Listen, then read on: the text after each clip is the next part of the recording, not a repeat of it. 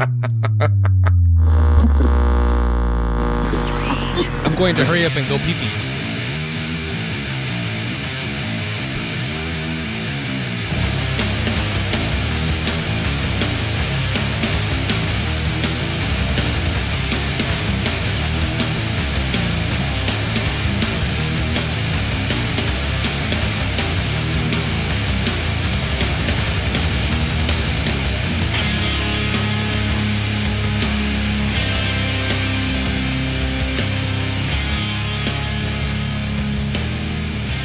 Hello everyone, good morning, and welcome to another brand new episode of the Epic Film Guys podcast. That's right, we are going uncut again. I actually loaded the right intro into the soundboard this time, so I didn't have to clumsily, abruptly fade it down like a giant oaf. But yes, we are back with another brand new episode of the show. Welcome, welcome, welcome. We love you. Thank you so much for being here and tuning in. I am, of course, Nick. Justin is still taking a piss, but the ghost of Justin, we are not alone this evening. I need to get like a heavenly prayer sound on the soundboard that's like, oh, whenever we announce that the god of podcasting himself is in the house. Ladies and gentlemen, LoySauce. Welcome to the Epic Film Guys, Epic Film Guy. Loy Choth, LoySauce, Loy A1 Steak Sauce, whatever the hell else Justin calls you. Well, thank you for having me. Nick, I don't know if it's just me, but it seems like you're dipping in and out in the audio. Ooh. Check, sound check. That's better. Yeah. I don't know. Sometimes, for whatever reason, I think the intro, I don't know. I got to play around with the mixer. I think maybe I have the bass too high on the mixer. So I think the bass just causes it to just redline just a touch, even though it doesn't look like it does on the mixer. That's right, ladies and gentlemen. We're uncut again. This would all normally find its way onto the cutting room floor, but unfortunately, no, I don't want to. And we're not going to. What happened? What happened? Who's that? What? I didn't suck a dick last night. What, Lorraine? What? What was it, George? Bird watching? And there, of course, is Justin. And I think he does the belching thing on purpose now because he knows we're rolling with this uncut style, this uncut format, as it were. And he just loves to just anger me. To be honest with you, I'm just sitting here looking at shirtless photos of Lorenzo Lamas from the 1980s. I agree, Paul. I agree. Justin, how the hell are you this evening? I'm fantastic. Like I just said, man. I mean, I'm sitting here, listening to you guys talk, and I'm looking at shirtless pictures of Lorenzo Lamas. So, I mean, why? I'm going to send you one in a minute. I think you'll enjoy it quite a bit. Don't send me. No. I mean, the hair on the chest of this guy is just, oh man, it's like a large mane. Like you don't see a mane on a guy like this anymore. Whatever happened to hairy chests on guys? I mean, man, leading men back in the day, you had to have a super hairy chest to be one. Now, everyone's Chris Hemsworth, Chris Evans. You see all these dudes with their shirts off. Cavill's the only one, I think, where when he takes your shirt off as Superman, there's actual hair on his chest. I think they probably tried to wax him at one point, but the hair just grew back in immediately, and they just gave up after that. They were like, how do you wax Superman's chest, though? What do you use to wax Superman's chest? Oh yeah, there it is. Watch out for God's. I don't know how do you wax Superman's? But I don't know, kryptonite laced wax. I think everything is kryptonite, something, whatever.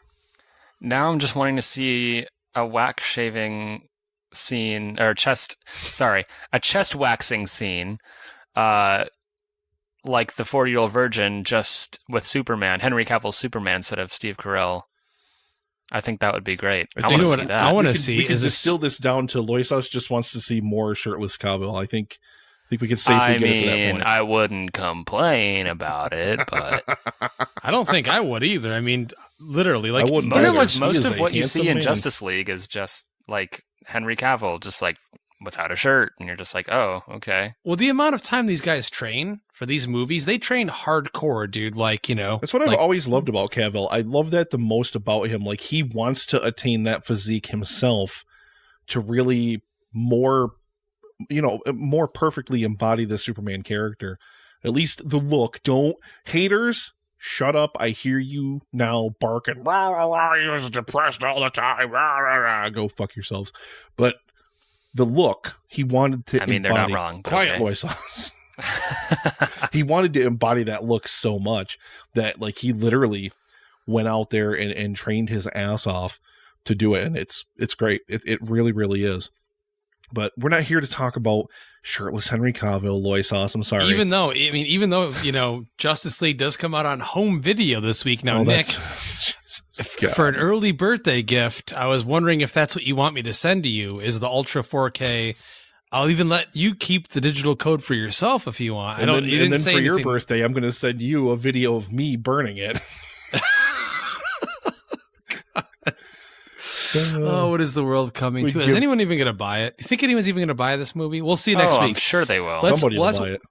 Somebody will next buy week it. On the show, I'll look it up and see where it is on the home video stats and see how well it's doing, just for interest's sake. Yeah. I'm not buying it. I know. We'll buy it. I said I might buy it. LoySauce wants a copy. I do not. If anyone sends me a copy, I will politely send it back to them. But here's a question, though. What if I did buy the Ultra 4K HD Blu-ray that I would watch on my beautiful 4K television? If I invited you over, yeah, Paul, me and you we're in that group together, man. Yeah, that's our thing. Would you watch it, LoySauce? If I bought it, I had the setup, and I invited you over, had beers, even had some popcorn for you. Well, if you had beers and popcorn, then Russell Stover dinners. Yeah, the Russell Stover dinner. The Stofers dinners? No, dude. There's a Russell Stover mac and cheese dinner. And I would get you that. Then yes, I probably would. Although I don't think the film would benefit from 4K Ultra HD because the movie looks like crap. Yeah, man. I think you'd want to go buy yourself like an old CRT television. You know, like you have to have a team of 5 people carry it up to your apartment because it's so goddamn heavy, and then transfer the cut over to a VHS tape, and then maybe play it on the VHS, and it'll probably look. You'll probably be like, man, these effects are good. They hold up. Imagine that, though. Think about that. In reality, you're probably right, Nick. Think if you take a movie like Justice League, or an effects-driven big, like even a Michael Bay Transformers film, and you lowered the resolution, you put it on a VHS, it would probably make it look better. It probably would benefit it because you wouldn't be able to see all the detail and everything. So it would probably look, oh my God, look at those effects. It looks so real. When Aquaman's sliding down the building and he looks like a fucking cartoon character, you would actually think that it looks real. But everything in that film looks like it's a fucking cartoon character, especially it's weird. Affleck. My favorite parts of that movie are still the close-up shots that they clearly did in reshoots of Affleck in the Batsuit, and he's just so gigantic that like his whole head and the cowl is all that's in the frame. Because I think they were like, we can't possibly, like, they just have a tarp on him that's just colored like the bat suit. Well, dude, they retouched his face. Like, that much is apparent when you looked at trailers. Like, to make him look younger, they slimmed his face digitally. And I'm like, dude, you're going to slim his double chin off? Really? He was drinking that heavily during the movie because he knew he just wanted to be out of it. It's weird because, there's like little to no news lately on anything DC related. And I think they're taking a step back, and rightfully so. So that way people aren't, get him out of the limelight for a little while. Let Marvel have their day with Black Panther. And of course with, Infinity War's what? Like Infinity 2 War. months from So now? yeah. No, So I mean, month and a half. Oh my God. Holy like shit. 6 Time's weeks. flying. But we'll see what happens from there. But I'm kind of glad. I'm ready for a rest from it all. Give it some time to breathe. And I don't know, Nick, I'm going to ask you a question here on the air because this is uncut and you can't cut it. LoySauce and I were wondering, so since you saw Black Panther and you liked it a lot, does that mean you're automatically going to go in and watch Infinity War? Fist yourself! Ooh, is that a no? I'll be honest, I probably will. At this point, just because the quality turned, number one. Okay, let me put that out there. It's a Russo film, and the Russos they have put out, bar none, my favorite MCU products, with Civil War, with Winter Soldier, and then I hope anyway that it's good. What I'm afraid of and what worries me is that even though Thanos is supposed to be like this big bad that they've been leading up to for 10 years, is I'm still afraid that they're going to have so many hero characters just crowding out for screen time that Thanos is still going to get put on the back burner, even though it really kind of, he should be the central figure in the film. Really? I don't know. Maybe I'm wrong. I don't know how it's really going to play out, but I don't know. We'll see. I'm sure I'll check it out. Like I said, it's just because it's the Russos. And like I said, Black Panther was so good that I at least have the littlest bit of faith in Marvel, man, that they'll pull it off. LoySauce, can you believe this? Are we talking to the same dude here? I mean, it's shocking and surprising, but actually, Black Panther was so good. I don't think that. I mean, I would be surprised. I would be more surprised if Nick bashed it. But do you remember honestly. what you said to me when I texted you while we were recording our Black Panther review? Because Nick didn't post anything to say how he thought about the film prior to us recording. I texted you and said, Nick pretty much loved it, and you thought I was bullshitting you. I mean, yeah, the initial disbelief was there for sure, but then I thought about it, and I'm like, well, a movie is only as good as its villain, as Nick has said in the past, and the villain in Black Panther is great. So, just past 1 billion, baby. 1 billion at the box office. That's incredible, man. It's amazing. It just surpassed The Dark Knight in box office. Think about the journey. Like, not even for Black Panther to attain that level of box office, which is incredible, but also our own journey here on the Epic Film Guys podcast, Justin, where in like our first 6 months, especially, all we ever did was trash Marvel. We loved our Man of Steel. We both really enjoyed Batman versus Superman, me more than you. But then things took a turn somewhere when this really dank, nasty little shit pile of a film came out in August of 2016 called Suicide Squad and heralded the beginning of the end, you might say. As much as you enjoyed Wonder Woman, and I was okay with it for the most part-ish, I think that film would be remembered for its cultural impact more so than it being a good film, because I don't think it is necessarily.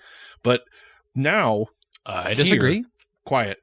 Almost 3 years into the podcast now. Almost 3 years into the podcast, we just spent the intro of the show bashing the shit out of the DCEU and loving up on Marvel.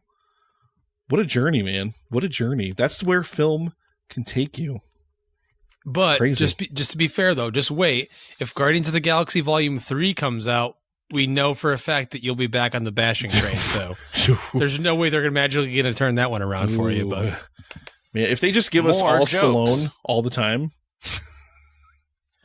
if you're going to have Stallone in those movies, he better have a big fucking role in Volume 3. I'll tell you that right now. Do not cast Sylvester Stallone, the icon, the legend, one of the most important figures of our time.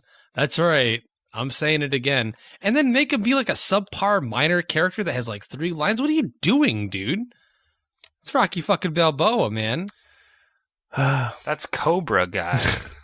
Marion Cobretti. Yeah, it's crazy. That's what I'm saying, but like I said, it's just it's an interesting journey that we've been on. Of course, I'm still hard on Marvel films, probably harder than most because, well, I mean, but then again, like most people that I've talked to that came out of Black Panther and loved it even more than we did, still came out of it and were like, yeah, that final battle though. Yeah. I agree. It's just like, I think it's only as bad as it is because the rest of the film that preceded it was as good as it was, that it's glaringly bad by comparison. I mean, it's not really all that bad. It's not really like terrible or anything, but it's it's a whimper. I think, LoySauce, you had mentioned to me when you had seen the film, you were like, because you didn't want to tell me when you had seen it, like to spoil anything from me. You're like, the end battle's not gonna age well. And when I watched it, I immediately thought of Sam Raimi's Spider-Man movies. Now, again, not bashing those. I think even on the Ultra 4K HD format, I think they look fine. But I mean, it does look like a CG cartoon Spider-Man, web slinging through New York City.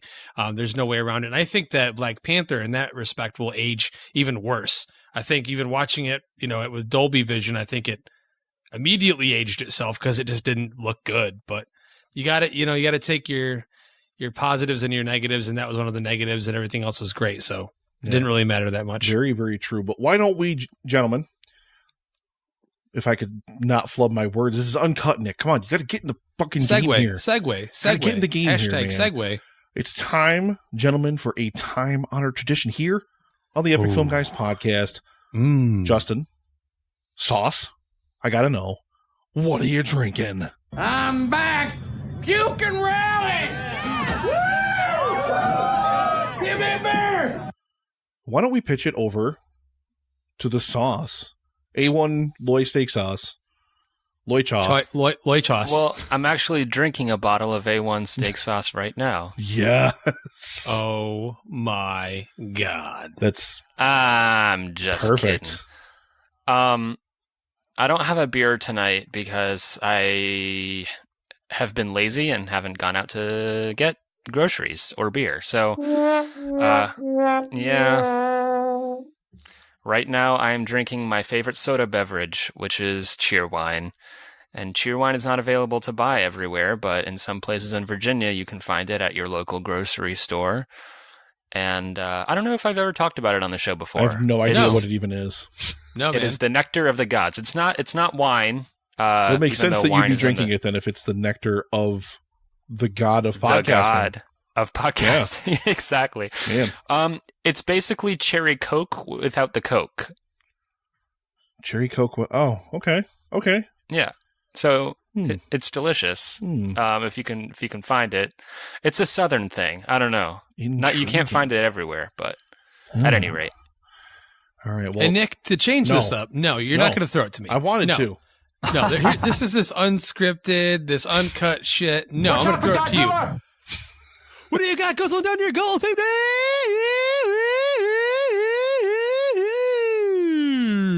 Oof. Man. That was incredibly obnoxious. That's one word for it. Well, Justin, I'm a relatively decent fan of this series of beers, but this one is a little bit more on the underwhelming side. I'm drinking New Belgium's Voodoo Ranger Juicy Haze IPA. This is their swing and miss at the New England IPA style. Oh. And this is what I find with a lot of these larger breweries that try to do this New England style. I still feel like it's too filtered, or I feel like they focus so much on the back end of it, the dry hopping aspect of it to get the aromatics, that they really forget to kind of make a beer that tastes good at the same time. So you get this beer that smells great that's kind of like, And this guy, get my nose right in there, fantastic hop aroma, a lot of kind of piney and earthier notes, but then you drink it, and it's fine, but that's all it is. It's like anything that you've ever given me from Aslan, or like even the stuff that P. Well brought down from Treehouse or Trillium or whatever, just it blows the doors off of this stuff. Like, this stuff doesn't even come close. And it's kind of sad that it's as underwhelming as it is, really. No, I got to tell you, man, I have to just to piggyback off what you were saying about the larger breweries, trying their hand at New England style. Almost every single one that I've had has been subpar. They're not up to snuff, man. Or decent, which is weird because you're totally right, man. I find the aromatics are great. Like you open the can, or if it's on draft, you get it and you smell it. It smells great. And then when you sip it, you're like, it's fine. But like the way that I look at it is like, even, the weakest beer I've had at like Trillium or Treehouse or Vale or Aslan, is still way better than this. And I wonder if it's just a loss of like the craftsmanship of it. Like when you're going for that quantity over quality kind of thing, when you're not just producing it for a limited release in like your brewery's footprint, but when you're trying to mass market it. I wonder if that's what it is. Like if it, it's hazy. It's hazy, which is a kind of a gift because most like bigger brand New England IPAs that you get aren't hazy at all. Yeah, no, So you're definitely like, not, dude. Whatever. But anyway, to kick it over to you, Justin. What do you got guzzling down your gullet this evening? Okay. Yeah, so Jesus. I don't know what's like going a monkey on was tonight. getting fucked with a shoehorn. No idea, but that's an actual interesting image. But I wouldn't want the monkey to get hurt unless he really was enjoying himself. So, what else would I be drinking on the subject of New England IPAs other than a New England IPA? Ooh. And this one I've never had before, and I'm about to sip it for the first time on the show, and I'm gonna experience it firsthand with you guys. Here we go. Roll it out. Here we go. Okay, so this is the Step Dad Imperial Double IPA from the Vale Brewing Company. This is their double dry hop version of their Stepdad Chaperone, exclusively with 100% Mosaic hops. I might have to let me taste this again. This is very interesting, man. When you smell this thing, the notes are I definitely get right off the top peach, like a papaya, even a melon there. It's juicy. I would say probably like a subtle dankness to it, but man, the aroma on this thing is fantastic. I'd actually rather smell it than drink it, but it's delicious, man. It's 8.5% alcohol by volume, and of course, no information on the IBUs, but one of the more different beers that I've had from Vale. I keep trying to make my way down here to Richmond. The wife and I, Nick, actually went down to Fredericksburg to hang out with the photographer that did our photos, our family photo shoot that we did about a month or two ago in DC. Nice. Really cool chick. She's actually from California. And so I tried out some local breweries in Fredericksburg. They were pretty decent, but the whole time I'm like, babe, we're like 45 minutes from Vale. It's only 45 minutes, please. And she's like, no, you've had enough beer for the day. So, of course, I did not get to go to Vale, but I've got a beer right here from Vale. Thanks to my buddy Spencer. He is the Mac Daddy of beer. So thanks, Spencer. It's pretty good beer. I dig it. You should drink it. Booyah. Before we roll out on what are you drinking, just in the home brewing front, the Belgian, I don't think the bottles are going to carbonate. I had another one tonight. I've been trying one like every week when we record the show, and I just don't think the bottles are going to carbonate. But I did have a half growler of it, like, I don't know, like a week and a half ago or so, and it was lightly carbonated. Now it's a Belgian, and it's a Belgian strong, so you really don't want a heavy carbonation. You just want a subtle one in there.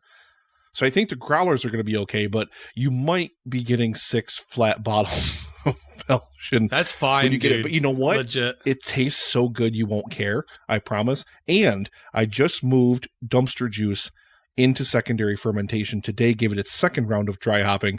As soon as I popped open my fermenter, Justin, the blast of aromatics that you get off of that bad boy is insane. Oh, it smells like heaven. Oh, it smells so good. And I tasted it. It does taste pretty good, but it's still got a couple of weeks of conditioning left to go with that second round of dry hopping. So we'll really see what it turns into. After that, I've still got to make that heady clone, which I got the rest of my ingredients for. And I've still got to make that milk chocolate stout, which I'm super excited to brew as well. But that's for another time on the show. Justin, we've got a ton of stuff to go over on the show tonight. We've got iTunes LoySauce reviews. has got stuff in store for us too, man. I can't wait. You saw a bunch of movies, man. You saw like every movie in theaters this past weekend, didn't you, LoySauce? Well, not every movie in theaters, but I did pull a triple feature, just one right after the other day. So we watched the brand new Death Wish movie 3 times in a row. That's right. Oh my God. I loved it so much that I bought another ticket, and then I watched it again, and then I noticed more nuances the second time around, so I figure, why not see it a third time? So that's what I did. That's exactly what I did. I just went back and got another ticket, one right after the other. Yeah, so when we get back here, LoySauce is going to tell us about the Eli Roth Death Wish remake starring Bruce Willis. We're going to talk Thoroughbreds, which came out last week in limited release, and A Wrinkle in Time. Yeah, that's right. LoySauce saw that as well, so we'll be doing a little bit of that movie review thing that we like to do on the show when we come right back. This week in epic film history.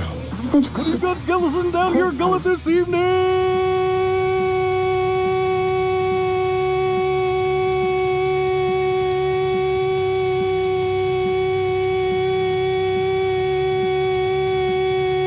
He definitely beat Dan. He beat Dan. Dan, you've got a usurper to your throne.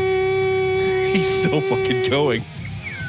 Yeah, I think he won. Nailed it. He absolutely won. The mantle. Wow. Right, well, I'll give you my very succinct feelings about the film.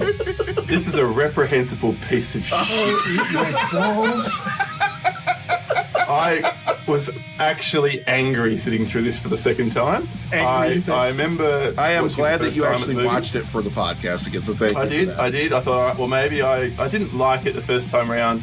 I was like, oh, what a boring film. But did you see it in the cinema? Did you see it in the cinema? I did. Awesome. I did, sadly. Yep.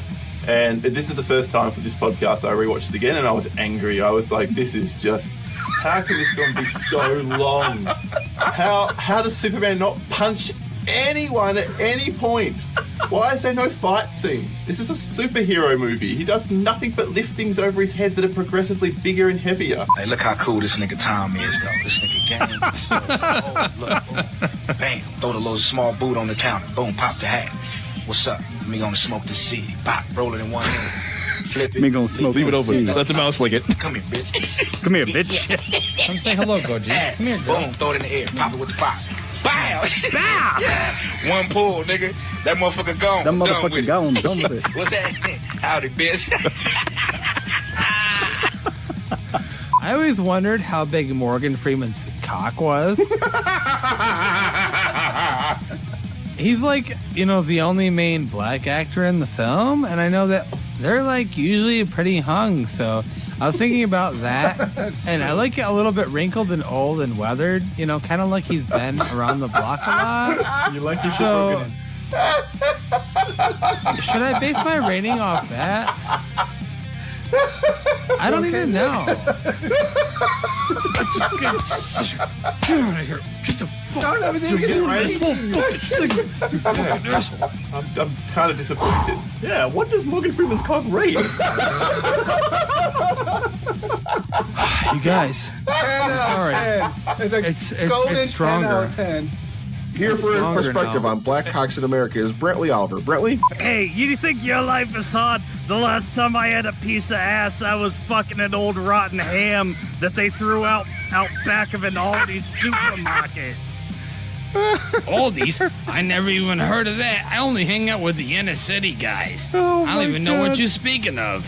For a person who never seen any of the first 4 Superman movies, I went into this expecting, I had nothing to go off on. So this was he keeps moving his head further and further away from the microphone as he talks, and he's so soft-spoken that you guys are going to think he's like whispering sweet nothings to me. No, it's all right, man. It's not a dick. You don't have to be scared of it. It's not a dick. I'm telling you. I thought it was whispering sweet nothings to Wayne.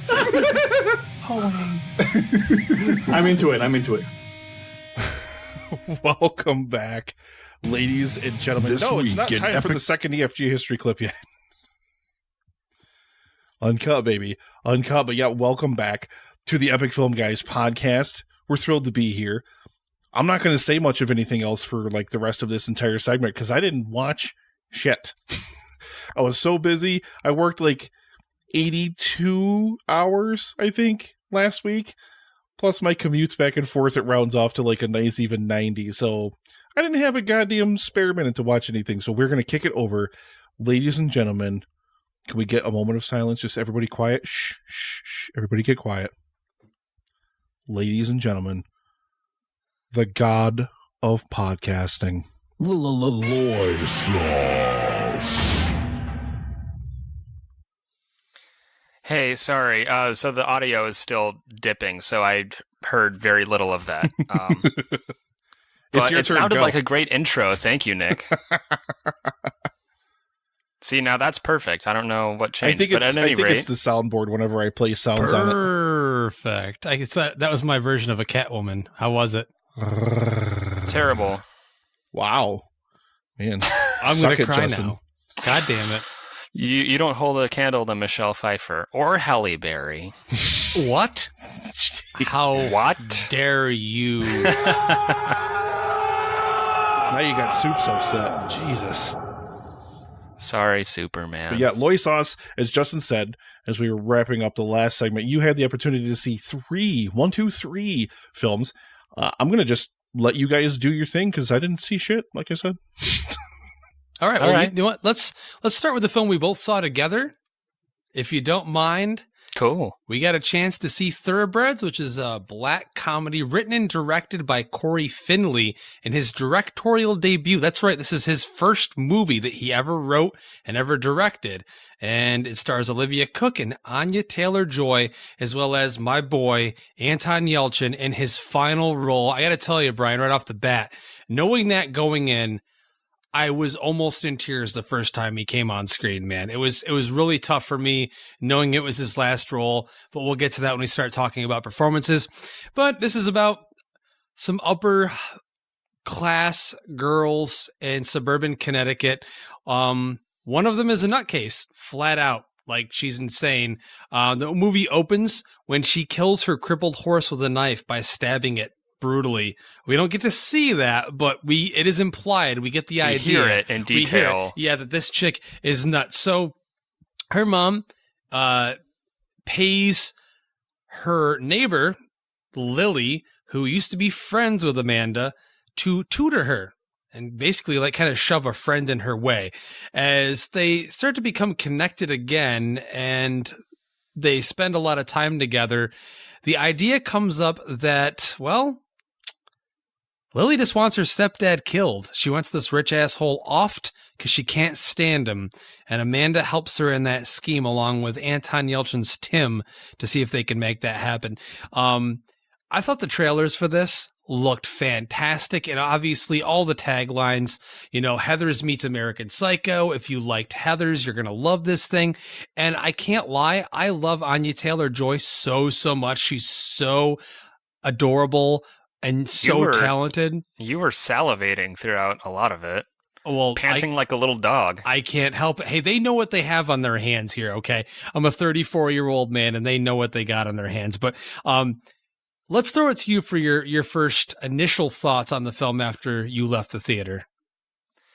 Well, I liked Thoroughbreds. It had a lot of potential to be great, and I think what held the film back was the fact that not a whole lot happens. The second act really sags, and you're just kind of waiting and waiting and waiting for the plot to get going. It's kind of frustratingly inert. It just kind of lays there. There are great moments scattered throughout, a lot of laughs. Well, I wouldn't say a lot of laughs. I laughed a few times. I wish I laughed more. For a black comedy like this, you want to, you want to be laughing. You want the laughs to carry you through. But there's a lot of quippy banter back and forth, great performances by the entire cast. I think what the film was really missing was an escalation of a rise and fall of events, because the idea comes about to kill the stepdad, but I didn't feel that the film offered a good enough reason for them to have gotten to that point where they decide to perform murder. I 100% agree with you. Yeah. Well, because one of the girls is clearly crazy, and she kind of just plants the idea in the other girl's head, into Anya Taylor-Joy's head, and then Anya Taylor-Joy just kind of decides to go with it. But I never really felt like we were on their side when it came to killing the stepfather. He's a pompous jerk, he's a rich asshole. When he first appears, he's very creepy and very kind of he's a looming presence in Anya Taylor-Joy's character's life.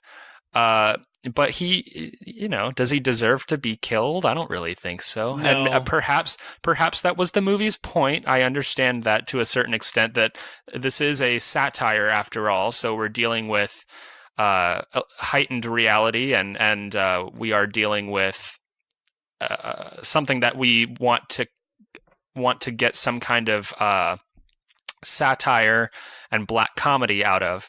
But I felt that in order for the movie to work, you needed to have that catalyst, that moment. I needed that one event. Yeah, I needed something really to push through to be, give me enough reason to be like, okay, I wouldn't mind seeing this asshole get offed. Because anyone that knows me, including the two of you, know that I love seeing awesome kills.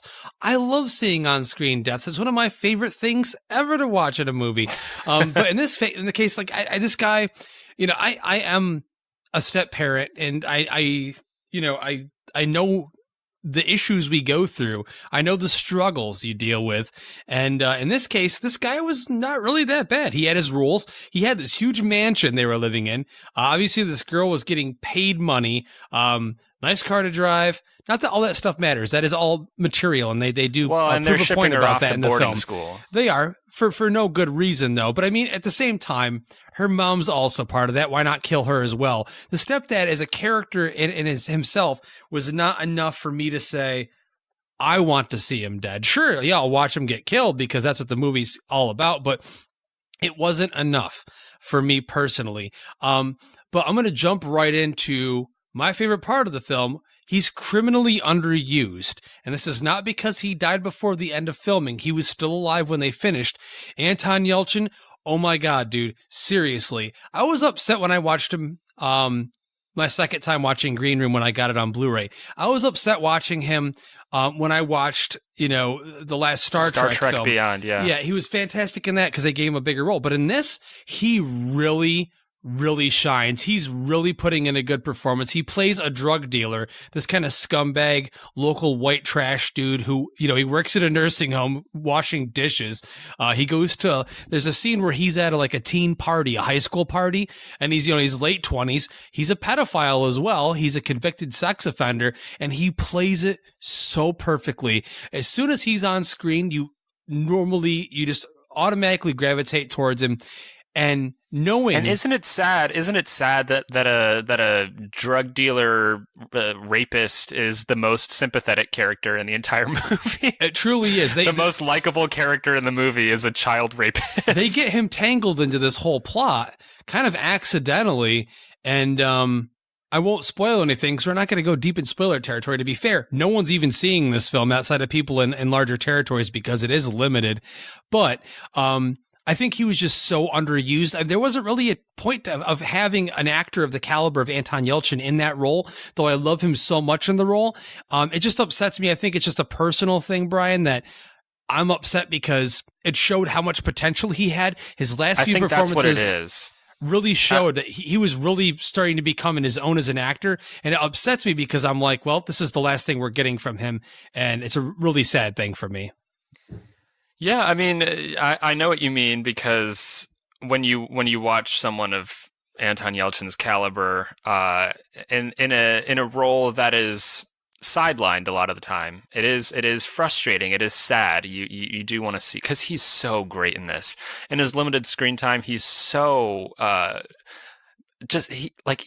so magnetic, and I don't know. He kind of broke my heart a little bit. And again, that's a tribute to him and how good he is when he can make that kind of despicable character sympathetic and someone who you really gravitate towards in the plot. But all the performances around the board are just great. Move on to the two main girls. We focus a lot of our time with them. We're spending a lot of time with them. And I like the fact that the way this film was shot, Brian, the way that, gorgeously, it's gorgeous, but we feel like we're hanging out with them. The characters of Lily and Amanda, they spend a lot of time sitting on the couch, sitting out back playing with too much time, in my opinion. A little too much time, but I mean, you kind of have to sit down and relax and understand that we're going to be hanging out with two teenage girls in this movie.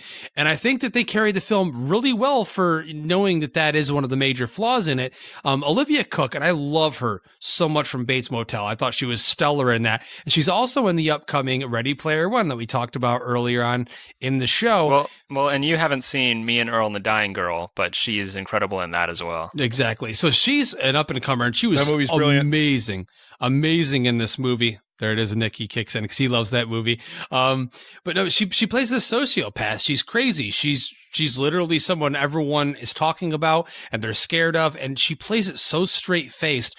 I would love to see a more serious, like, you know, I felt like she could be a Norman Bates type character in Psycho, and she played it kind of that way, except for she's not likable. She shows no emotion, so she can't really trick you other than whenever she puts that little effort forward when I'm going to pretend smile. And there's a scene when she first walks into the mansion in the beginning of the film, Brian, I thought was totally charming and gives you a great look into who this character is. When she does the fake smile, she looks to her right, she sees a mirror, and she's all alone in the room. She does this fake smile.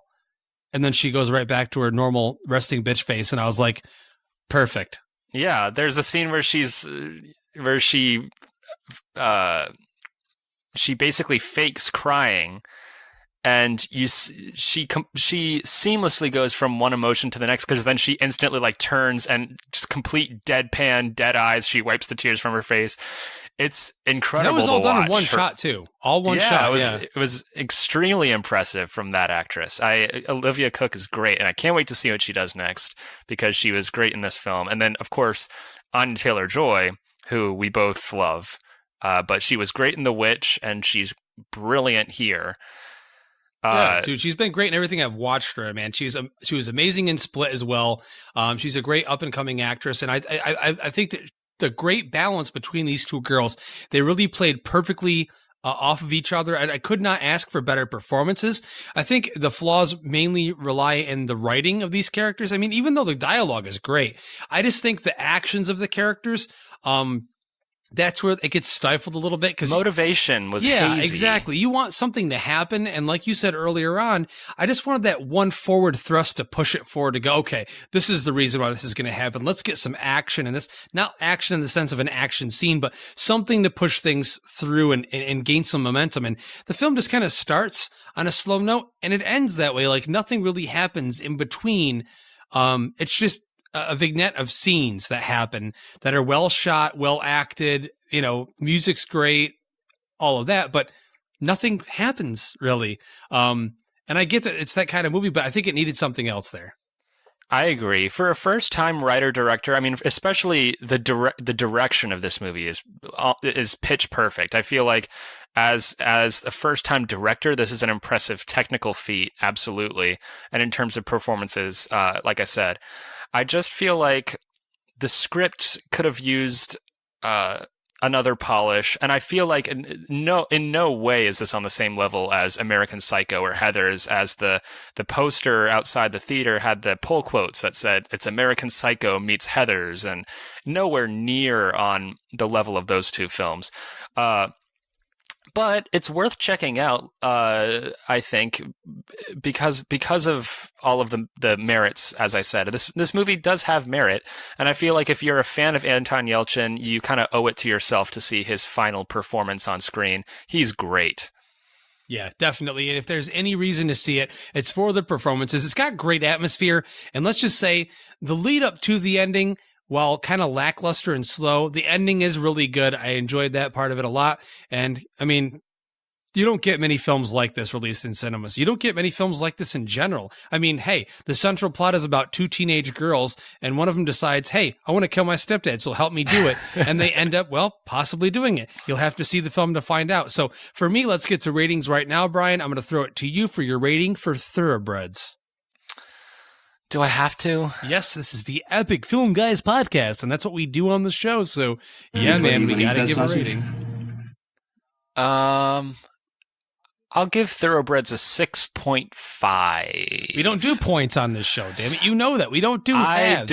I don't care. That's my rating, because I can't give it a 7, and I think it's better than a 6. Here's the Snick. LoySauce is breaking the rules. Yes, he did. That's right. He is right now, too. The sausage, everything, you're getting it. You don't break the rules here. It's my show. I can do what I want.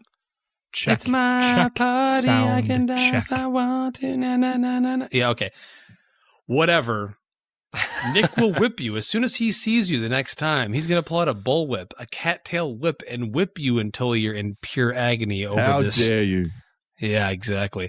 You know what? I'm going to go a little bit lower because I don't give 0.5s on the damn show. I'm giving it a 6 out of 10.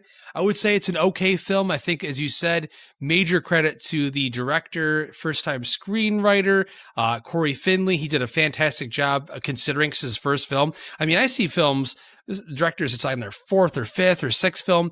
They don't even get a movie nearly this good.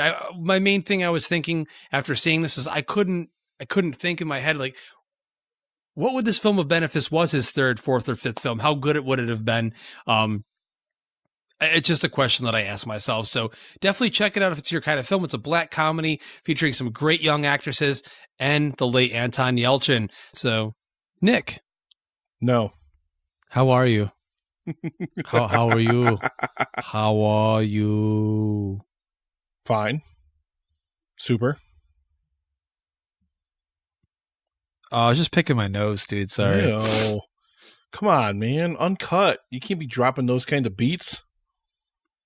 Well, I thought the whole point of being uncut is I could be as disgusting and as unprofessional as I wanted to. I thought you wanted this to be the most slimy, grimy, disgusting version of the epic film guys we could be.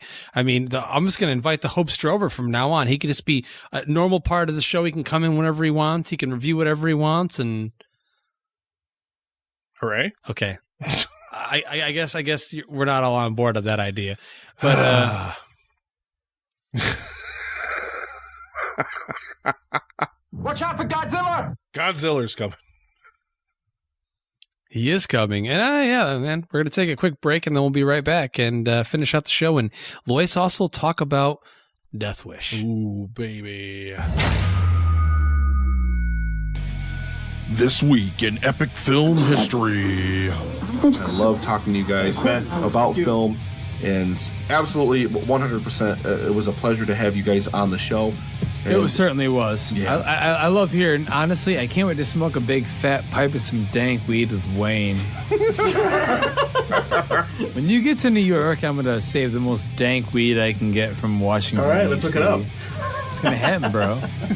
I just want to say thank you so much for coming on the Epic Film Guys podcast. Actually, I wish you would talk more, and I wish that one of you would tell Nick to shut the fuck up and talk over him, because I try to, but like he thinks he's more masculine than me, but in reality my pee-pee is way larger and it hangs to the floor way longer than he'd ever expect it would. I would challenge that.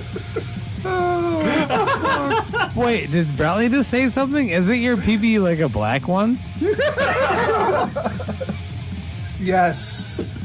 How long? It got charred in a fire years back. Is it long and wide, or is it just long? Or is it just wide? It's long. It's long. Is it like hair in my biscuit 10 foot long? Oh my god. 10 feet. That's kind of short, isn't it? Damn. I would hope it at least be 10 inches, or else you'd be like urban legend shit, motherfucker.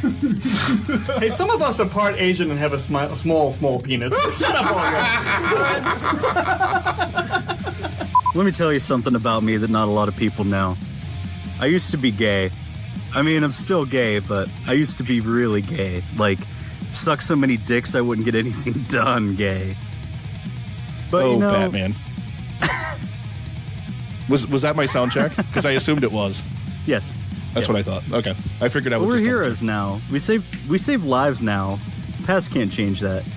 I mean, you used to sell swords and me with my excessive dick sucking. I swear to God, if you play that again, I'm going to smash Fuck this. you, Piper! You're a fucking piece of shit! I told Emily. Have you ever wanted to jump through the internet and just murder somebody with your bare Yeah, hands? it's Nick. It was the last time we recorded. I told Emily. She's like, "You hate I don't hate the mixer. I hate Nick's use of the mixer." No, you hate Proper the soundboard. use. Hashtag proper Not the use. mixer. The mixer allows us to live stream, which I love. I saw this movie on opening night at Regal Cinemas. As did and I. because of the 2006 flood, I couldn't go home for 2 days afterward. Oh my God. I was trapped in Binghamton because I came to see Superman Returns opening night. So thank you, Brian Singer, for that. Wait, Nick, can I just clarify? Are you telling me that you were stuck watching this film for 2 days straight? Holy fucking shit. I hope not. That is torturous.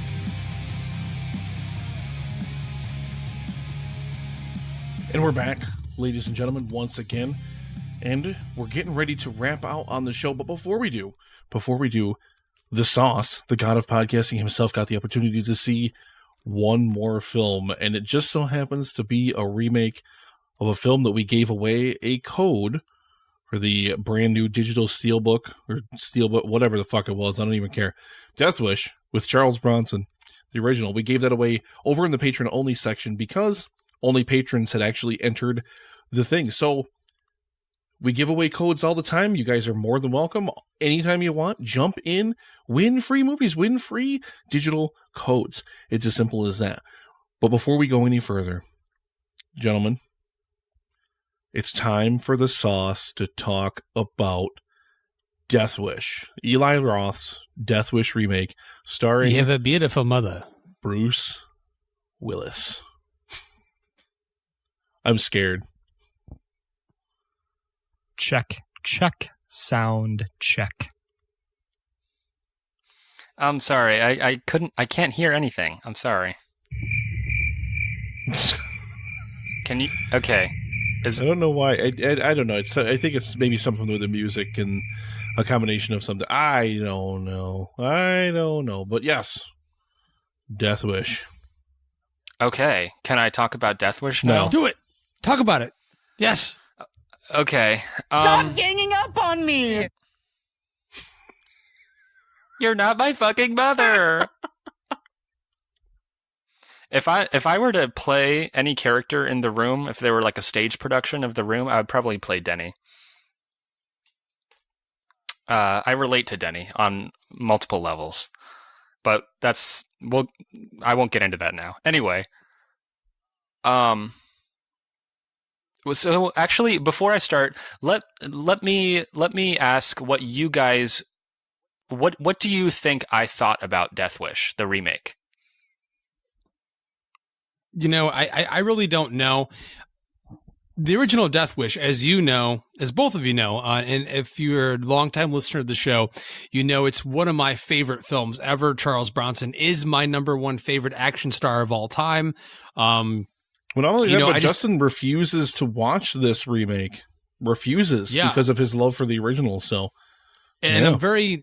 That's the first time I've been that way about something because I'm an open guy. Like that's something that I strive to be on the Epic Film Guys podcast, and you know, and outside of it in real life, like I'll try anything to eat or I'll listen to a certain kind of music. Like I want to be an open person. I've always been that way.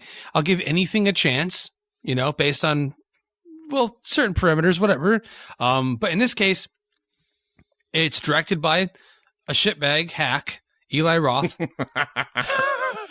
No offense, man. I mean, he's made a couple movies that I really like, but after that, whatever. He's not a great director.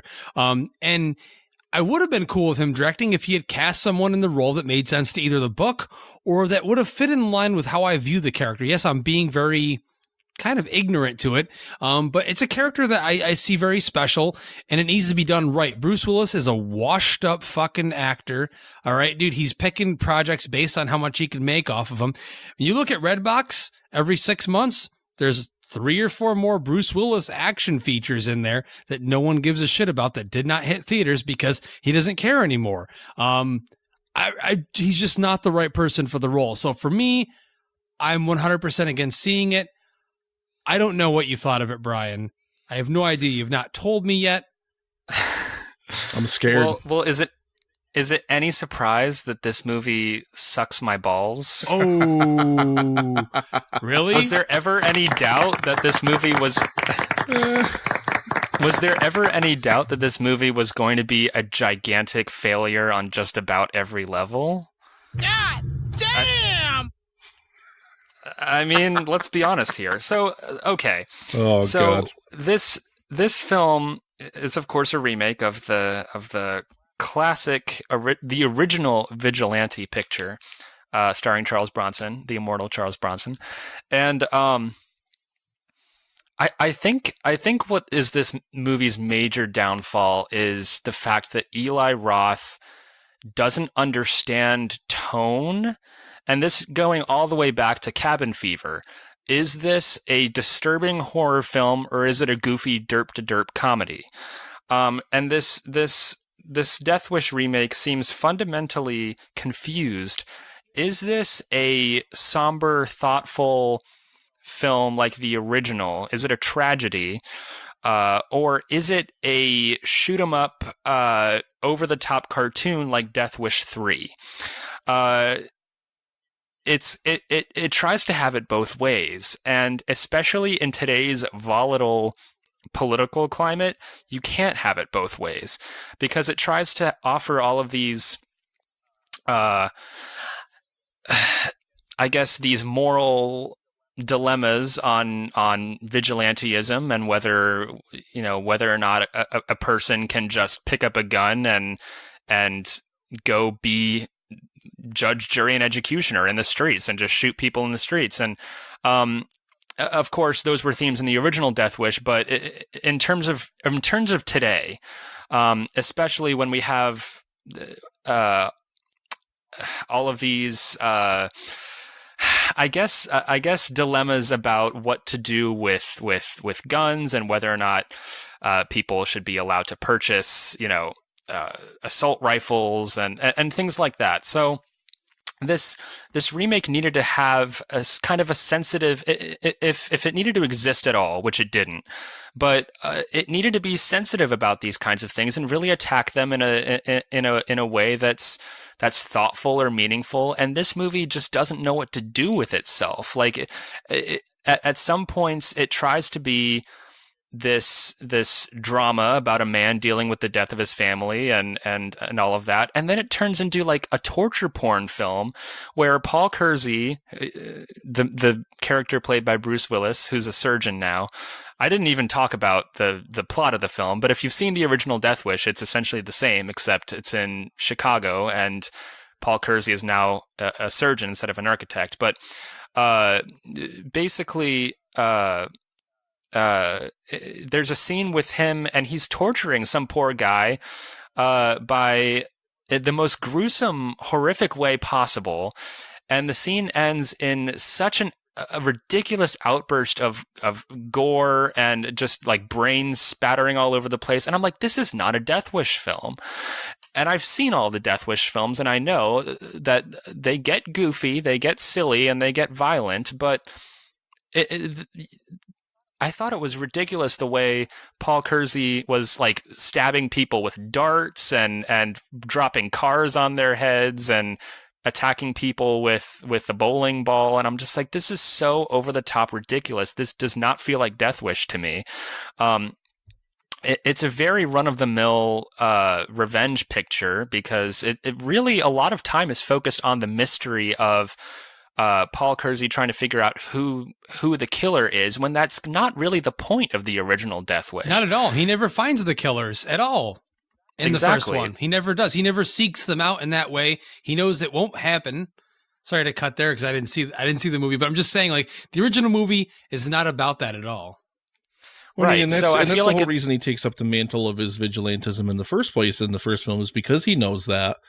So he literally takes it out on everyone. Like, he literally, that's his way of enacting justice or achieving justice for his family, you know? Absolutely. And this movie seems to have a fundamental misunderstanding of that. I mean, it just turns into... It's very tonally confused. It does not know what it wants to be, because in so many ways, this is in a lot of ways, it's a remake of the original. It has the same themes. It has the exact same ending. But so much time is spent on details that don't, first of all, don't really serve the story any.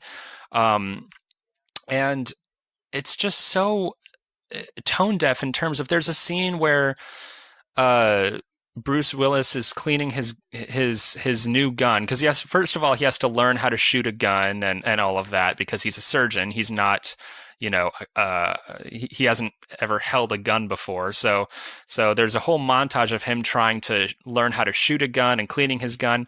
And it's all set to Back in Black by AC/DC. And it's like, I just cringed at that entire sequence, because I'm like, are we expecting, like, does Eli Roth expect us to believe this is badass. Like in the original Death Wish, you really understood the pain and the torment, and Paul Kersey is a broken man because of what happened to his family, and turning to vigilantism is the only thing he knows that he thinks will offer any kind of redemption in his life. And you look at that movie and how somber it was.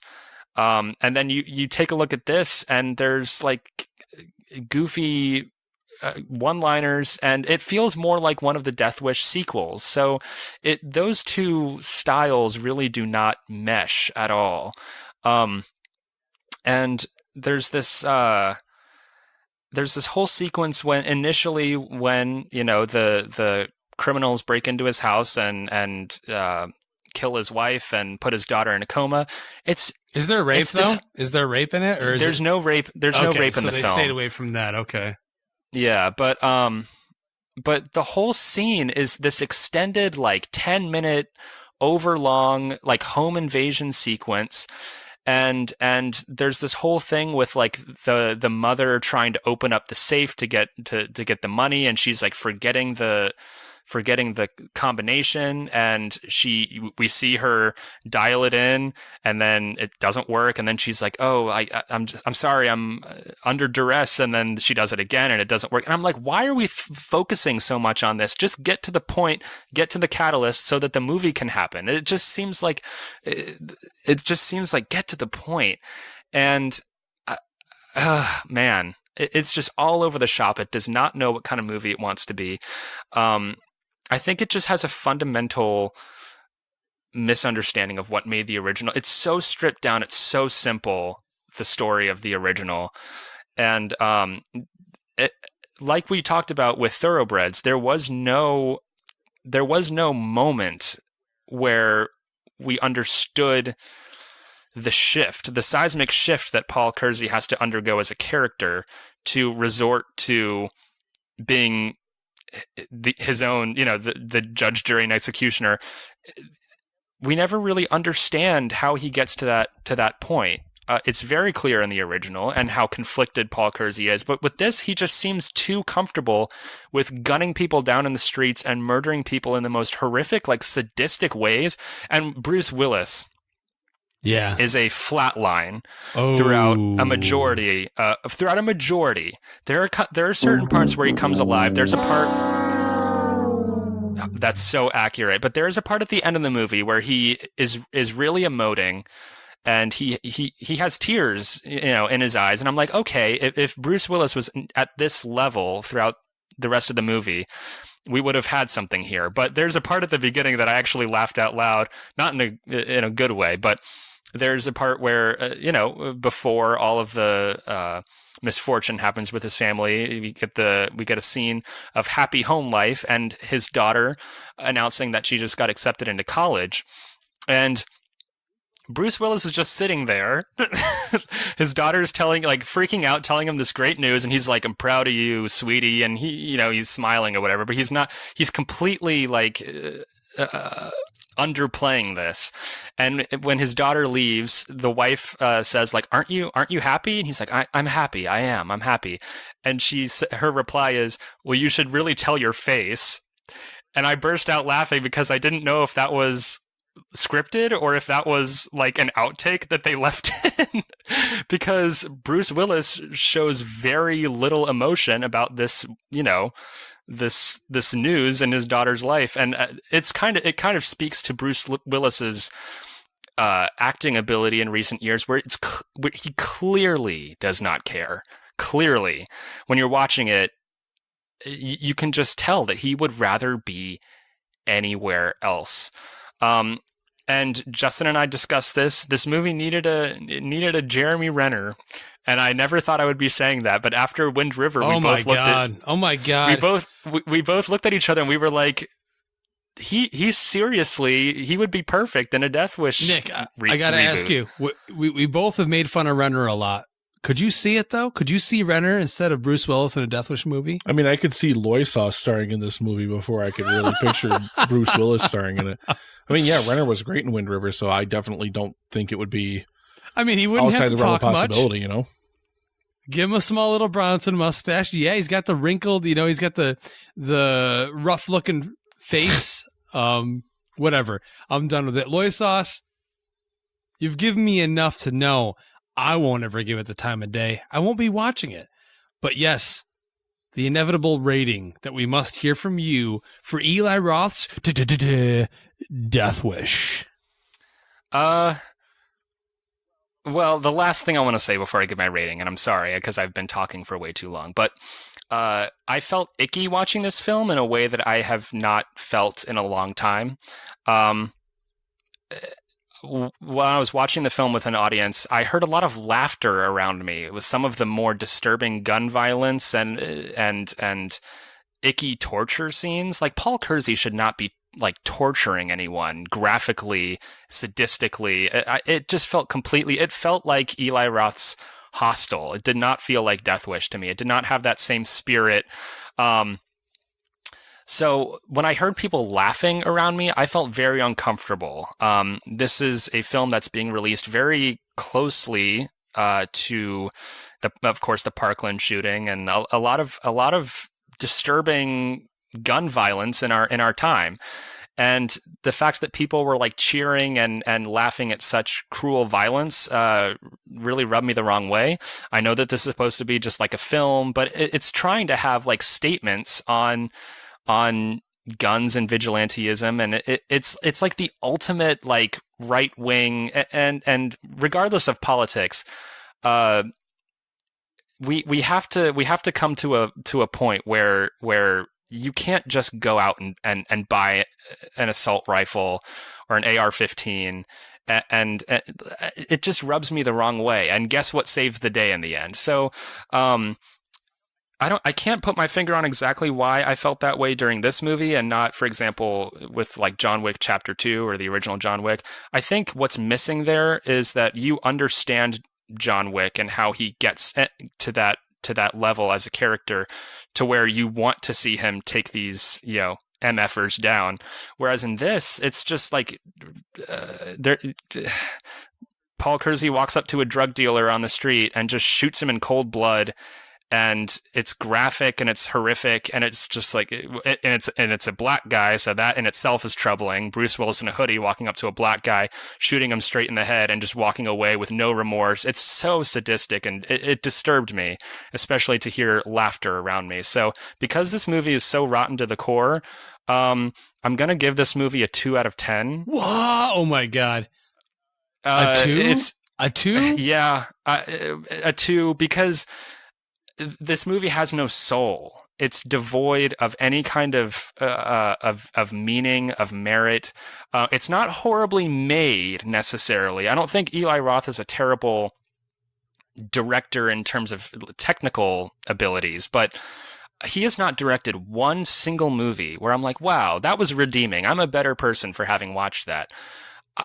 I would, Death Wish 2 is a scummy movie, but that has a heart. I feel like Death Wish 2 has, I don't know, it's an over-the-top remake of the first one, but it has more of a reason to exist than this movie does. I mean, it's rotten. It's a rotten movie, rotten to the core. 2 out of 10. Jesus. I don't think I've ever heard LoySauce talk that much about a movie. You're passionate, bro. You must have really hated that fucking movie. And also, I think, Nick, that's the lowest grade he's ever given a movie on the show. On this show, I believe. I think that's even lower than Power Rangers. Well, he gave that a 9 out of 10. So, I mean, of course, it's way lower. Oh, than that. yeah. He loved that one. I movie. forgot. I'm sorry. I was wrong about that one. I would rather watch Power Rangers again than watch the Death Wish remake. I mean, it's not the worst movie I've ever seen. It's fine technically, but the way this movie hit me, like, it pushed all of my buttons in a way that is, well, it's really beyond words, believe it or not. So I'm just going to leave it at that. Jesus. Well, I am. There it is. Really, really glad that I didn't go see it. I mean, more so now. I mean, I was on the same bench as Justin. I mean, even though I don't have nearly the history with it that he does, but Yeah, I was on that bench the whole time. It never looked interesting to me. It just looked like complete and total ass. It looked like it completely shit all over the original. And I'm glad that, yeah, that's pretty much exactly what it did based on that review. So, I wholeheartedly recommend watching Death Wish 3. Anyone who's listening, oh my God, watch Death Wish 3. Please. It's one of the greatest movies ever made. Watch Death Wish 3. A dude gets blown up with a fucking rocket launcher. See, I can't explain why I enjoy that so much, and tone. Watching the new Death Wish. It's all about tone. It's all about tone. The tone of that, especially Death Wish 3, is absurdly over the top. Absurdly. So it's almost meant to be somewhat cartoonish, and I mean, even when the bad guys are getting mowed down, I mean, it's not like you're seeing like blood and guts and everything spray everywhere. Can you imagine the tone of the original Death Wish with the over the top violence of Death Wish 3? No. Because that's what this new movie is. It's horrible. Oh God. We're going to let LoySauce out of it. He's going to have to go to the bathroom now and just scrub his eyes out as hard as he possibly can until he possibly blinds himself temporarily, just to try to wash the sting and the stink of this movie out of his eyes. But that's it, gentlemen. That's it. We've already gone pretty long on the show tonight, so we're going to go ahead and call it a night here. Go away. It's done. It's over. Get out. It's past my bedtime. Oh, I didn't even have the soundboard turned up to play that. I was trying to troll Justin with the sound clip, and I couldn't even goddamn do it. Out of all of our episodes that we've done in the past 6 months to a year, man, this is the smallest amount that you've actually trolled me with the soundboard. I mean, I'm liking this. I like the uncut thing, because you're not on your game, so to speak, because you let it all free fall. I'm sure your dick's hanging out. Well, it definitely your pants are down, and you're nude, and hey, man. I mean, I like this because it's gonna. I want to get back into the live streaming thing again. A lot of people really loved that. We may be doing some just over in the dumpster, just right over in the Hopesters dumpster for just our fans to see, just the people that join the Hopesters dumpster. So join the Facebook group if you have not joined it yet. It's facebook.com/groups/Epic Film Guys. Join the dumpster, and you're going to be able to see some exclusive episode recordings coming up soon. I love just the ability to kind of roll everything live. It's more fun. It's better. I don't know. And like I said, it doesn't mean dick to downloads anyway, whether I edit the show, whether I lose sleep and spend 16 hours editing the episode versus if I just slap the different endings on it and slap the pre-roll on it for the patrons and put it out there. You guys let us know. Whatever. Those of you that actually give a shit, tell us what you like. If you like the uncut, we'll stick with it. If you say, no, we want Nick to work 15 hours a week editing the show, well, I can't do anything to force him to do it, but we're all about having fun here. We're all about you guys having fun. Nobody. I'll put a poll up again. God damn you and that your seemed fucking to work. polls. Stop ganging up on me! It's been a great time tonight. See, I love this whole uncut. I love this whole we're just going to sit down, be a bunch of dudes hanging out, drinking some beers, talking movies. That's what we started as, Nick, even before the podcast, and that's what we do in person, and that's what the show should reflect. My girlfriend sucked 37 dicks. In a row? I mean, yes, and that does come up occasionally, once in a great while. I was telling someone recently, Nick, to be fair, to mention this real quick before you end the show. That's the weirdest segue you've ever used on the show. Ever. Weirdest, strangest, because again, it's uncut, so you can't hang him, cut it to kill make me him, sound hang better. him, hit him. I don't wish harm against anyone unless you like the new Death Wish movie. Then, yeah, sure, torture porn against you. I gotta find a positive review of that movie and read it. Listen to Loysauce's review and then read the most positive review of it I can possibly find, which is going to be hard because I think it's none. Isn't it at 8% or some shit on Rotten Tomatoes? I didn't even check. It's low though. I think it's 8. I think it's 18 last I checked, but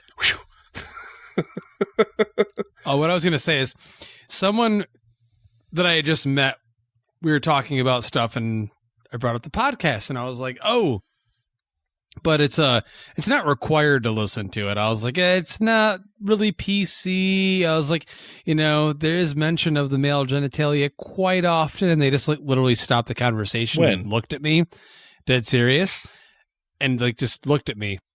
and like kind of questioned if I was being serious or not. And then like I had to do like a half fake smirk to be like, like, yeah, I kind of meant what I just said. Like, it's true. It's true. All of it. It happens every week on the fucking show. Okay. Nick talks about dick every fucking week on the show. All right. Damn it. Dick. Listen, to be fair, this is, I talk about EFG history a lot because I love culling the clips together, but way before the soundboard ever even existed, that's still all we ever talked about on this fucking show. Not we, not you, Way not before. me, the lisp. I'm wondering if the lisp was LoySauce the whole time in disguise. It's Who knows? possible. I sucked a dick last night. Your ween.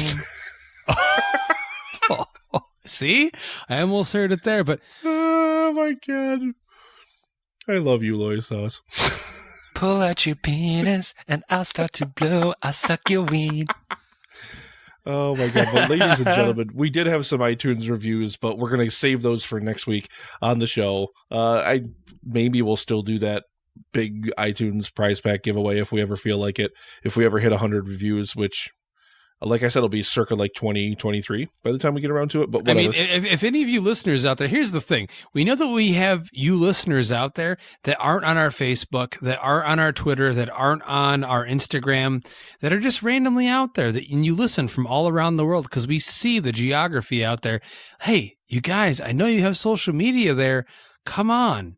Head on over to our pages, our Facebook, our Twitter, our Instagram, or better yet, just go right to our iTunes and leave us a review. You guys get an awesome prize pack if you do it. If we get enough, I mean, just saying, you listen to the show, even if it's your first time, be like, hey, I want some free shit. Why not? I mean, I like free shit. Yep, we're So I always hang out with giving away LoySauce all the time. really fun digital codes and everything else. We're constantly just throwing stickers at people. I just ordered a whole shitload more stickers for the live stream for The Cure 2.0, which again, May 18th through 20th. I've been finalizing some more stuff for that, and I'm really trying to get the rest of those content blocks finalized probably by the end of the month. Get our page set up, and I want to start taking early donations and have our merch ready by the end of the month so we can have a full month and a half to just try to roll in some early donations and really get a good chip into that $5,000 goal that we have set. So please, I just sort of half burped and it was weird. Damn this uncut format. But we've got all that stuff yet to come. And 2 days from now from when we're recording, so if you're hearing this on release day, yesterday, I am going to be on the Sunshine Summit with Heather from the Sunshine and Power Cuts podcast. Fantastic inspirational podcast that she does out of New Zealand. Check that out. It's going to be 9:30 p.m., but it'll be on her YouTube channel if you want to go check that out. And I actually just recorded earlier tonight with the guys from the Nixcast or Fanthropological. We talked about fad foods like the McRib. Justin's favorite thing to eat in the whole world. When I used to work there, man, I'd eat one once in a while, and I might as well throw it in there here while we're talking about being guests on other shows. I have yet to record it, but according to Wes from Via VHS, it will land this week, most likely on Thursday or Friday. I will be joining him to talk all things Axel Foley. Beverly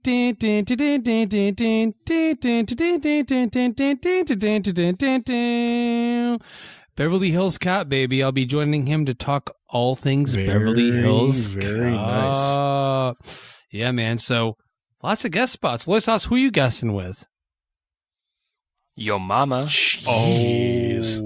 Man. Wait till Daddy sees you. He's going to whip you so hard. Wait, LoySauce, do you give her one of these? Do you give her the check sound check? Mm-hmm. That and more. Damn.